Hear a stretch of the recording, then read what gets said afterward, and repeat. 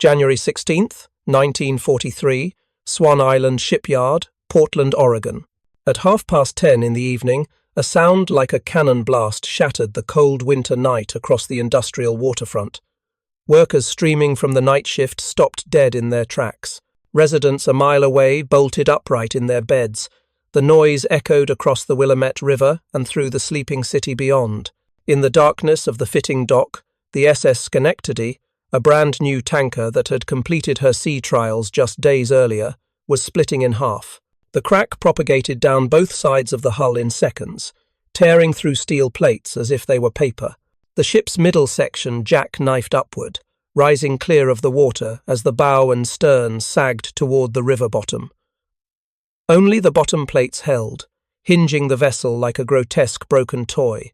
The ship that had taken 6 months to build was destroyed in less than a minute. What terrified maritime officials most was not the destruction itself, but the fact that the Schenectady had been sitting peacefully in calm water when she broke. If you're enjoying this deep dive into the story, hit the subscribe button and let us know in the comments from where in the world you are watching from today. No storm, no collision, no enemy action. The ship had simply torn herself apart while tied to a dock, and she was not alone. By January 1943, similar fractures had occurred in 20 other vessels. Ships were cracking at sea, in harbours, in calm weather and rough. 3 had broken completely in half and sunk. The emergency shipbuilding program that was supposed to win the war was producing vessels that were literally tearing themselves to pieces. The story of how a British scientist discovered what was killing these ships, and how American engineers racing against winter weather implemented emergency fixes that saved hundreds of vessels and thousands of lives, represents one of the most dramatic engineering crises of World War II. It is a story of catastrophic failure, brilliant scientific investigation, and desperate innovation under pressure. It proves that sometimes the most important breakthroughs come not from those who build things, but from those who understand why they break. To understand the crisis that engulfed Liberty ship production in 1943, we must return to the decisions made 3 years earlier when America committed to the greatest shipbuilding program in history. In 1940, Britain was starving. German submarines and surface raiders were sinking merchant vessels faster than traditional shipyards could replace them. Approximately 3.6 million tons of Allied shipping would go to the ocean floor in 1941 alone. At conventional construction rates of 6 to 8 months per ship, the mathematics were simple and devastating. Britain would lose the Battle of the Atlantic before American industry could respond. The solution emerged from the unlikely partnership between British ship designers and American industrial efficiency experts. The British had developed the ocean-class cargo ship, a simple, utilitarian design optimized for rapid construction. American naval architects at Gibbs and Cox modified the plans to conform to American construction practices, creating what became the Liberty ship. The emergency cargo designation EC2SC1 told the story. Emergency cargo, between 400 and 450 feet long. Steam engine, design C1. These would not be elegant vessels. President Franklin Roosevelt himself called them dreadful-looking objects. Time magazine dubbed them ugly ducklings. But they would be fast to build, and that was all that mattered. The revolutionary aspect of Liberty ship construction was not the design, but the method. Traditional shipyards built vessels from keel to deck over many months, with crews of experienced craftsmen riveting steel plates together piece by piece. Each rivet required heating, positioning, and hammering by skilled workers. A typical cargo ship required approximately 1 million rivets. The process was slow, labor-intensive, and required skills that took years to develop. Henry Kaiser, the construction magnate who had never built a ship before taking his first maritime commission contract in December 1940, proposed a fundamentally different approach. Rather than riveting, Kaiser's shipyards would weld ships together from prefabricated sections. Welding was faster, required less skilled labor, and reduced the weight of the hull by eliminating thousands of heavy rivets. The German Navy had pioneered large-scale welded construction with their pocket battleships in the 1930s, saving approximately 15% of hull weight that could then be devoted to armament or fuel. American shipyards embraced welding with enthusiasm bordering on recklessness. By 1942, 18 yards across the country were building Liberty ships using primarily welded construction. Some yards, like Bethlehem Fairfield in Baltimore, maintained riveted seams, running fore and aft along the hull. But most welded nearly everything, creating essentially continuous steel structures from bow to stern. The speed advantage was remarkable. Construction time fell from 230 days for early ships to an average of 42 days by mid-1943. At peak production in 1943, 3 Liberty ships were being launched daily. The record holder, SS Robert E. Peary, went from keel laying to launch in just 4 days, 15 hours, and 29 minutes, though much fitting-out work continued after launching. The workforce transformation was equally dramatic. With millions of men serving in the armed forces, shipyards recruited workers from every available source. Women, who had comprised less than 10% of industrial workers before the war, made up approximately 27% of Richmond Shipyard's production workforce by 1944. African Americans worked not just as laborers, but as welders, fitters, crane operators, and supervisors. Former farmers, secretaries, shopkeepers, and housewives learned welding techniques in approximately 2 weeks and began joining together the steel sections that would become cargo ships. By 1944, Kaiser's 7 yards alone employed approximately 196,000 workers, of whom over 40,000 were women. The ships they built looked crude compared to pre-war vessels. Welding created visible seams and occasional warping of plates. The hulls showed the characteristic washboard effect of rapid fabrication, but they floated, they carried cargo, and they were being produced in quantities that staggered contemporary observers.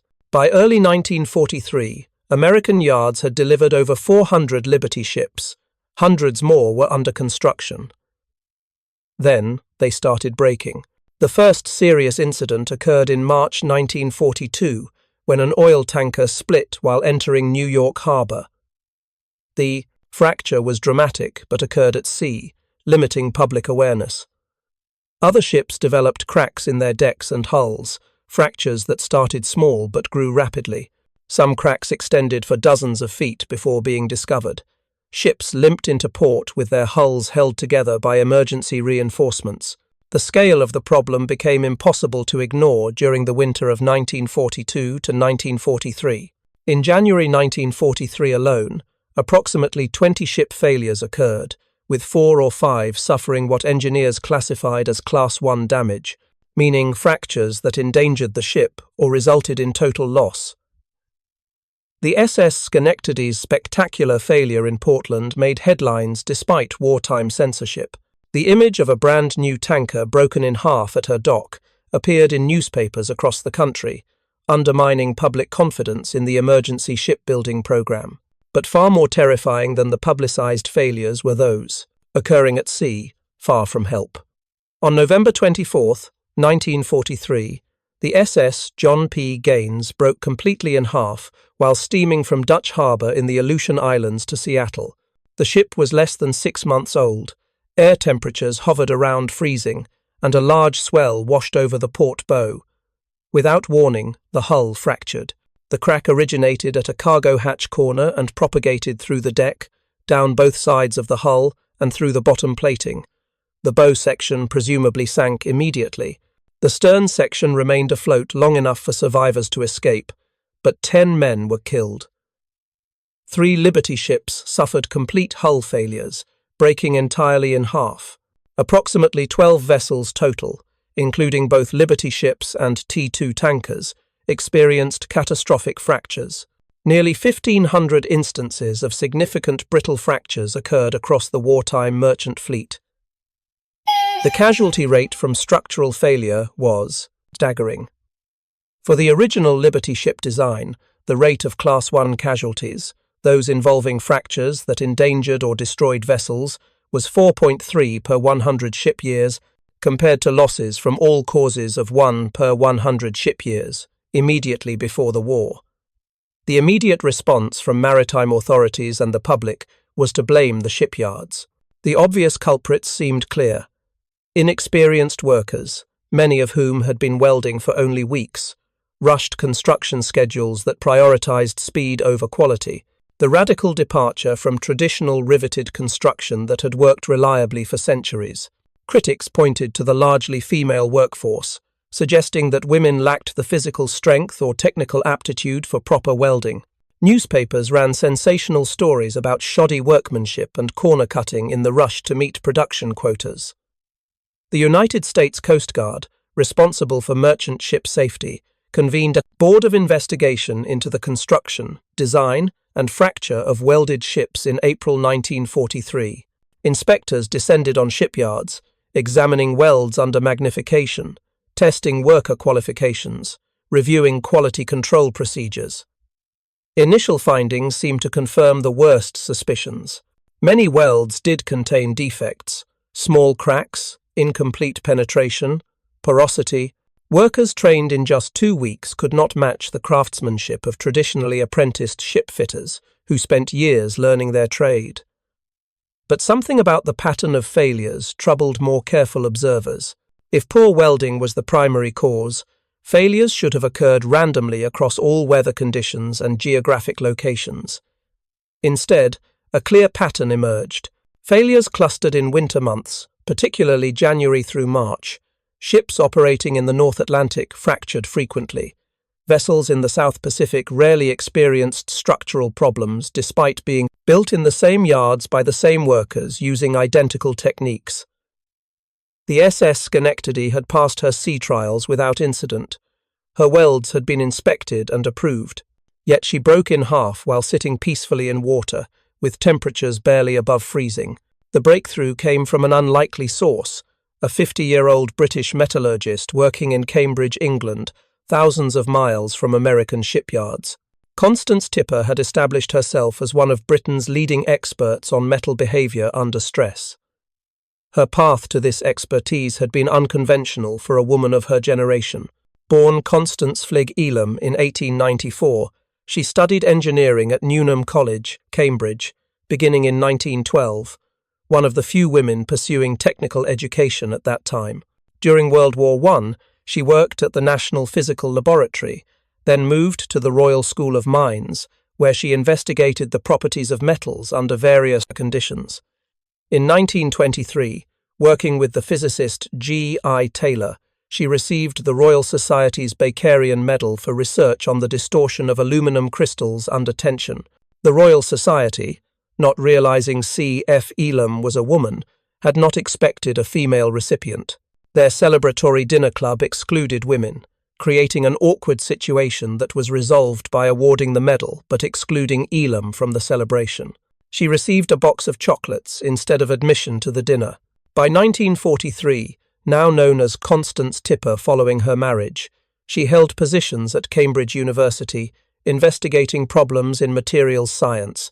The British Ministry of War Transport, facing similar fracture problems with British-built merchant vessels, asked her to determine why ships were cracking.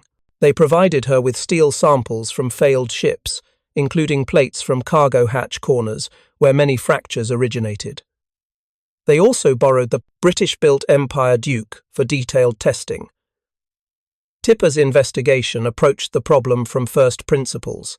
Rather than assuming welding defects were the cause, she asked more fundamental questions about how steel behaves under different conditions.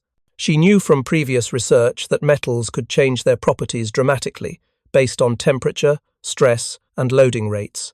Using impact testing equipment, she subjected steel samples to simulated conditions matching those experienced by ships at sea. What she discovered fundamentally altered understanding of material behavior and explained the catastrophic Liberty ship failures. The steel used in Liberty ship construction was ordinary mild steel, the same material used successfully in riveted ships for decades. At normal temperatures, this steel was ductile, meaning it deformed gradually under stress, providing warning before failure. Engineers could see bulging, distortion, or gradual bending that indicated a structure was overloaded. But Tipper's tests revealed that below a critical temperature, this same steel changed from ductile to brittle. Instead of deforming gradually, it fractured suddenly without warning, like glass shattering. The transition temperature for Liberty ship steel averaged around 40 degrees Celsius, approximately 104 degrees Fahrenheit. Ships operating in the North Atlantic during winter, where air temperatures could drop to freezing and water temperatures hovered just above freezing, were well below this critical threshold. The implications were profound and terrifying. Every Liberty ship operating in cold water was built from steel that had transformed from ductile metal into brittle material prone to catastrophic fracture. The welds weren't the problem, at least not the primary problem.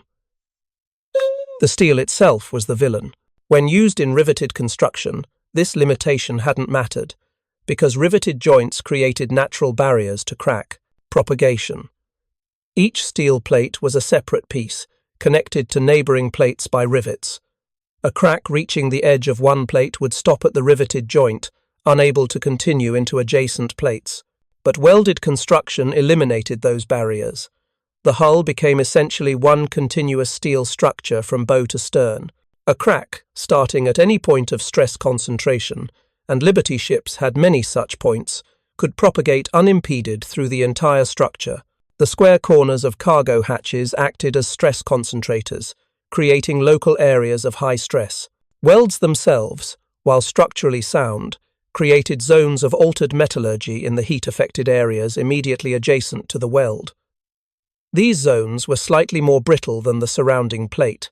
Most insidiously, the all-welded construction created locked-in stresses from the welding process itself, as metal contracted unevenly during cooling.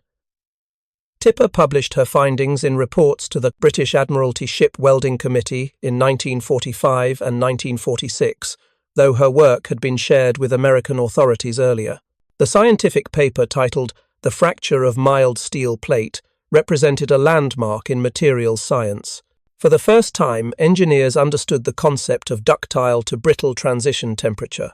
This discovery would influence everything from ship design to pressure vessel construction to pipeline engineering for the remainder of the 20th century.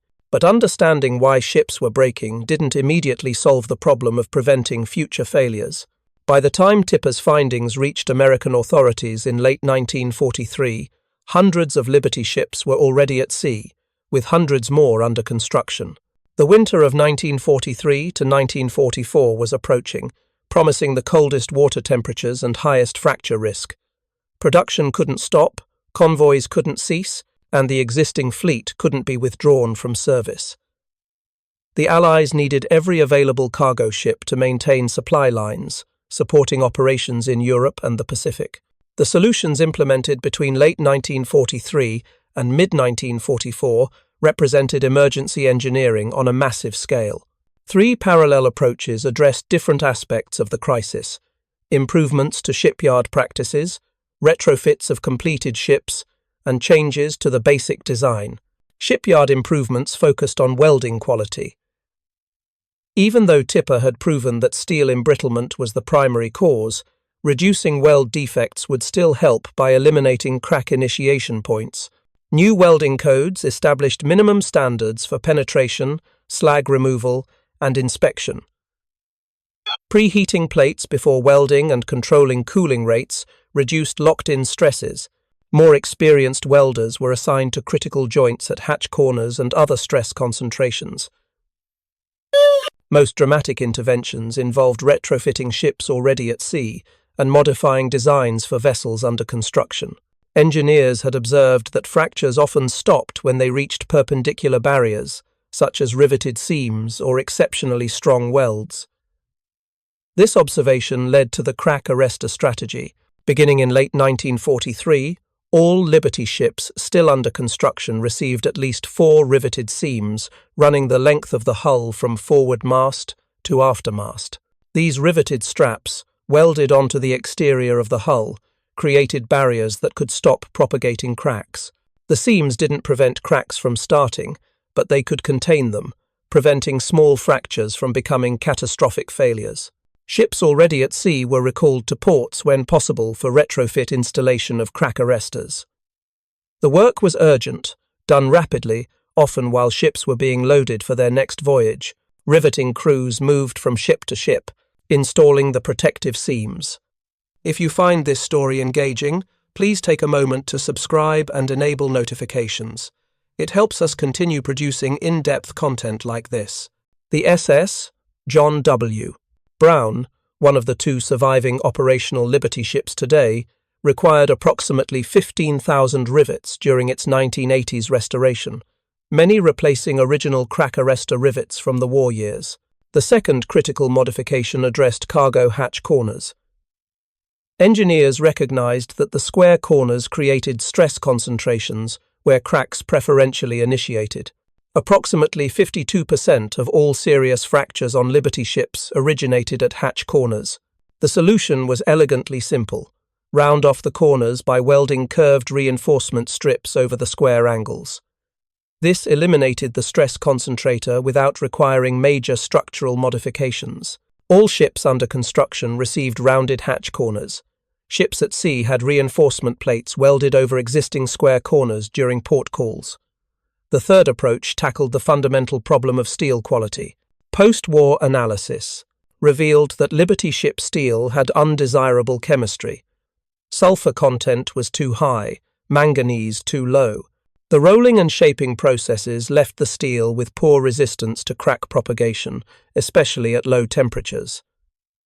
New specifications established minimum toughness requirements. The Charpy V-notch impact test, which measured energy absorption during fracture, became the standard evaluation method. The 15 foot-pound or 20 joule transition temperature became the specification benchmark. Steel meeting this standard remained ductile at temperatures low enough to cover North Atlantic operations, but developing and implementing better steel specifications took time. Ships were needed immediately, so operational procedures adapted to accommodate the existing fleet's limitations. The Maritime Commission began routing Liberty ships through warmer waters when possible. Vessels assigned to North Atlantic convoys during winter months received priority for crack arrestor. Installation. Ships showing any signs of hull cracking were immediately withdrawn from cold water service and assigned to warmer regions or scrapped if damage was severe. The impact of these emergency measures became apparent through the winter of 1943 to 1944, historically one of the coldest on record. In January 1944, 20 Class 1 failures occurred. In March, 120 failures were documented, the peak of the crisis. But the nature of failures had changed. Ships with crack arrestors and rounded hatch corners still developed cracks, but far fewer suffered catastrophic fractures. Cracks that would have propagated through the entire hull instead stopped at riveted seams, creating local damage that could be repaired rather than total loss. The casualty rate statistics told the story. For Liberty ships with the original design, Class 1 casualties ran at 4.3 per 100 ship years. After modifications, including crack arrestors and rounded hatches, that rate fell to 0.5% per 100 ship years, a reduction of approximately 85%.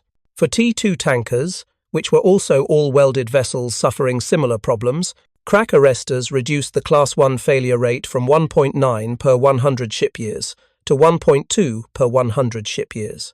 The modifications weren't perfect, but they transformed an acute crisis into a manageable problem. The Victory ships, designed to succeed the Liberty class beginning in 1944, incorporated all the lessons learned. They used better steel, with improved toughness at low temperatures. Frames were spaced more widely, 36 inches instead of 30 inches, making the hull less stiff and more able to flex. Hatch corners were rounded from the start. Riveted crack arrestors were built into the original design rather than added later. The Victory ships never experienced the fracture epidemic that had plagued their predecessors. But the Liberty ships, despite their flaws, accomplished their mission with remarkable success. Of the 2,710 vessels completed between 1941 and 1945, approximately 2,400 survived the war. The loss rate from all causes, including enemy action and structural failure combined, was roughly 11%. Approximately 200 Liberty ships were lost to enemy submarines, surface raiders, mines, and air attacks. The structural failure problem, while dramatic and frightening, ultimately accounted for a small fraction of total losses. More remarkably, Liberty ships proved far more durable than their designed 5-year lifespan. Many remained in commercial service through the 1960s and 70s. The SS John W. Brown, built in Baltimore in September 1942, remains operational as a museum ship as of 2025, 83 years after construction. The SS Jeremiah O'Brien, also built in 1942, is preserved in San Francisco and actually sailed to Normandy in 1994 to participate in the 50th anniversary commemoration of D-Day, steaming across the Atlantic under its own power 52 years after being built. The SS Albert M. Woo, the last Liberty ship completed and delivered on October 30th, 1945, was converted into a fish cannery ship and survives today as a landlocked building in Kodiak, Alaska, headquarters of Trident Seafoods. 8 decades after construction, the allegedly fragile, crisis-plagued Liberty ships continue to exist, a testament to the fundamental soundness of their design once the brittle fracture problem was understood and addressed. The scientific legacy of the Liberty ship crisis extended far beyond maritime engineering. Constance Tipper's discovery of ductile to brittle transition temperature became foundational to materials science. The concept influences design, specifications for everything from pressure vessels to pipelines to nuclear reactor components. The test she developed for measuring transition temperature remains in use today, nearly 80 years later. Modern steel specifications routinely require Charpy impact testing at various temperatures to ensure materials remain ductile under service conditions. The disaster also gave birth to the modern discipline of fracture mechanics. Before the Liberty ships, engineers understood stress and strain but had limited understanding of how cracks initiate and propagate. The urgent need to explain Liberty ship failures drove development of mathematical models describing crack behavior. George Irwin and his colleagues at the Naval Research Laboratory developed the stress intensity factor concept in the late 1940s and early 1950s, directly inspired by Liberty ship investigations. This work established fracture mechanics as a rigorous engineering discipline, providing tools to predict and prevent failures in everything from aircraft to bridges to spacecraft. The human story of the crisis resonates equally powerfully. Constance Tipper, working in Cambridge while Britain endured wartime conditions, solved a problem that had baffled American shipyards and maritime authorities. Her achievement came despite facing discrimination throughout her career. She was denied admission to the Royal Society dinner celebrating her Bakerian medal because of her gender. She became the first and only full-time female faculty member in Cambridge University's engineering department when appointed reader in 1949, a position she held until retirement in 1960. She continued working as a consultant on submarine metallurgy after retirement, advising on construction until well into her 80s. She lived to be 101 years old, passing away in December 1995, having witnessed the transformation of materials science that her work had helped create.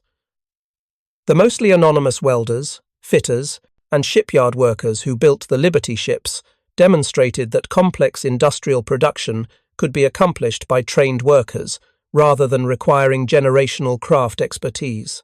The women who comprised over a quarter of production workers at peak, the African Americans who worked as skilled tradespeople in numbers unprecedented for 1940s America, the farmers and shopkeepers and housewives who learned welding in 2 weeks and helped build 2,700 ships, they proved that industrial capacity was not fixed but could be created when necessity demanded.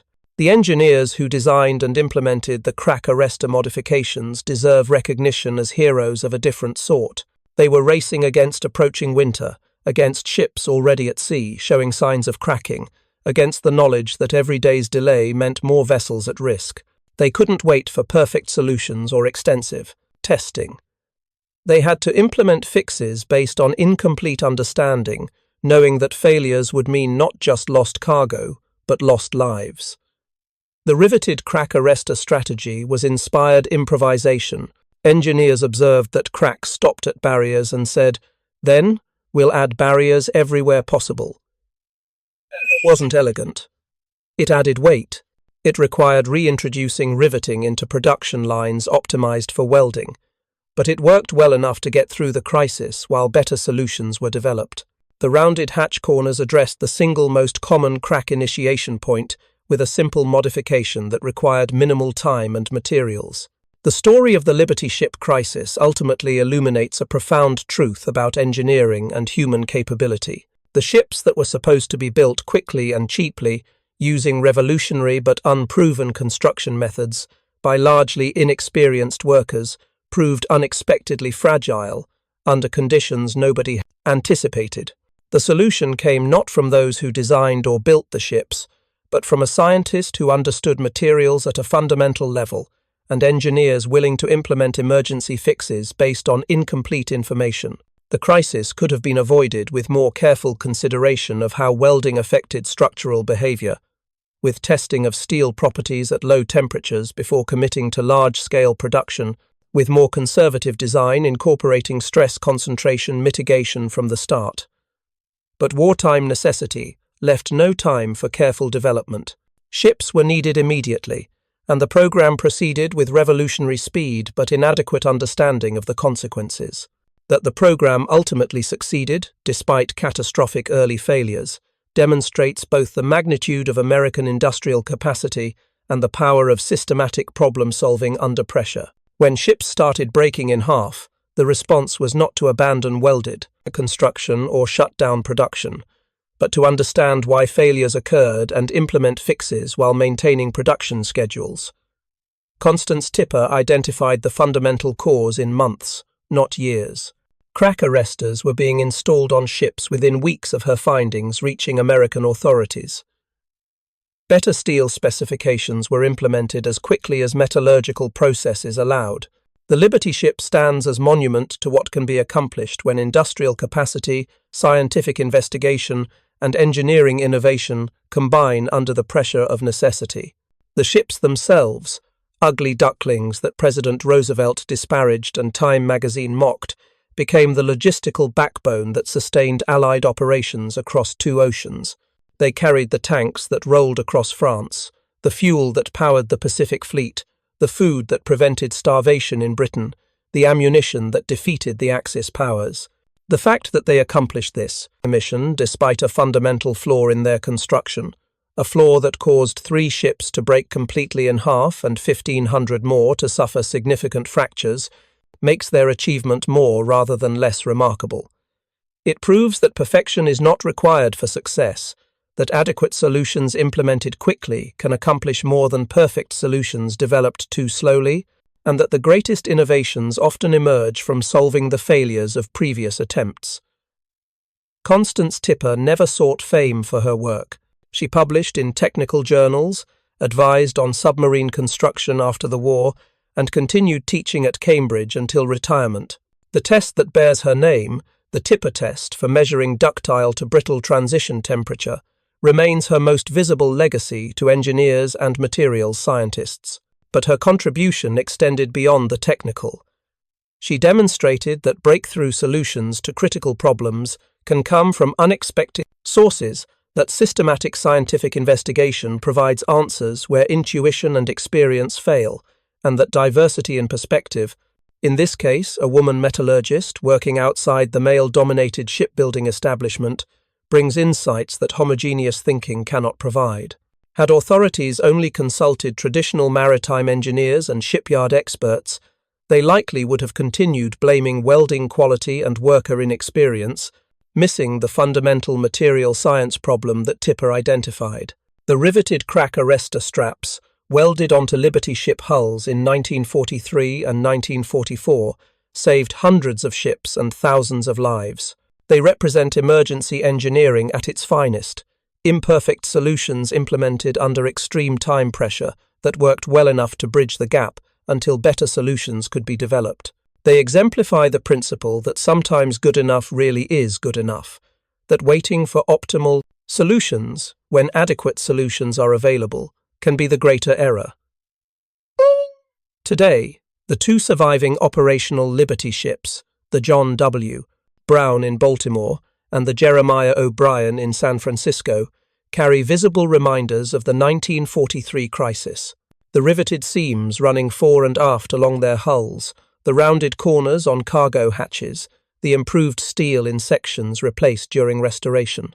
These modifications, implemented in desperate response to ships breaking in half, became standard practice in ship design for the remainder of the 20th century. Every modern cargo ship, container vessel, tanker, and bulk carrier incorporates design features whose origins trace directly to the Liberty ship crisis. Stress concentrations are religiously avoided. Hatch corners are rounded. Steel specifications require toughness testing at operating temperatures. Welding codes establish minimum quality standards. Fracture mechanics analysis is mandatory for critical structures. These practices seem obvious today, but they weren't obvious in 1942 when Liberty ships were being designed and built. The mathematics of Allied victory were indeed written not in battle strategies but in production statistics, as the SS Robert E. Peary's launching speech proclaimed. But those production statistics were nearly undermined by a fundamental misunderstanding of how materials behave under stress. The Liberty ships proved that revolutionary increases in production speed mean nothing if the products don't work. They also proved that when systematic investigation identifies root causes and engineering creativity implements solutions, even fundamental flaws can be overcome. The 2,710 Liberty ships, built between 1941 and 1945, carried more than cargo across oceans. They carried proof that industrial revolutions require not just manufacturing innovation, but also scientific understanding of the materials being used. They carried demonstration that complex engineering problems demand diverse perspectives, from shipyard workers to materials scientists to emergency repair engineers. They carried evidence that breakdowns and failures, when properly investigated and addressed, teach more valuable lessons than successes. The SS Schenectady, broken in half at her Portland dock in January 1943, was repaired and returned to service in April of that year. She sailed throughout the remainder of the war, to Australia, the Persian Gulf, New Zealand, the Marshall Islands, Curaçao, through the Panama Canal to the Caroline Islands and the Admiralty Islands. She participated in battle engagements at the Marshall Islands and at Ulithi. Following the war, she served until 1962, nearly 2 decades after the fracture that should have ended her career. That ship, which became the most visible symbol of Liberty ship failures, ultimately proved the effectiveness of the solutions implemented. Her successful 19-year post-war service demonstrated that the crisis had been solved, that welded ships could be made reliable, that the revolutionary construction methods could work once fundamental material behavior was understood and designs were modified accordingly. The legacy extends beyond engineering into the realm of institutional learning and crisis response. The Liberty ship program confronted catastrophic failure and responded not with blame assignment or program cancellation, but with systematic investigation and rapid implementation of solutions. Constance Tipper was given samples and funding and told to determine what was actually happening, not to confirm pre-existing theories about welding quality. When her findings revealed uncomfortable truths about material selection, those findings were accepted and acted upon, despite contradicting initial assumptions. The crack arrestor installations proceeded despite adding cost, weight, and complexity to production schedules already stretched to their limits. Better steel specifications were implemented despite requiring changes throughout the supply chain. Operational routing was modified despite the complications to convoy planning. The response exemplified institutional flexibility and willingness to adapt when evidence demanded change. Thank you for watching. For more detailed historical breakdowns, check out the other videos on your screen now, and don't forget to subscribe.